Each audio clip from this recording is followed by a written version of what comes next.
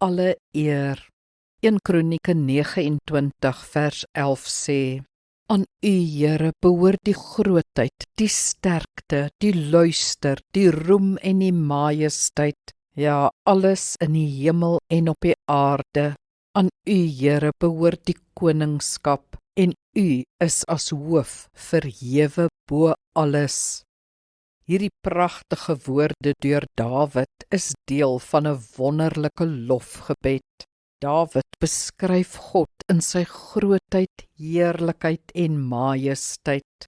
Soos Jesaja ook gedoen het en Paulus en Johannes, sien hy God op sy troon in ondeurdringbare lig, stralend soos die son, omgewe van hemelwesens, almagtig, regverdig, barmhartig, volkome in beheer.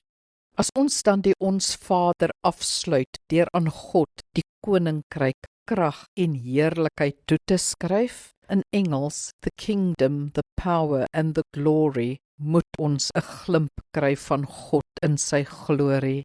Dink net, as ons met daardie besef van God se heerlikheid bid, hoe sal dit ons gebed nie verander nie?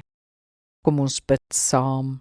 Onbeskryfbare groote God, alle eer kom aan U toe. Ons kan U heerlikheid hoegenaamd nie indink nie. U is te groot vir ons verstand.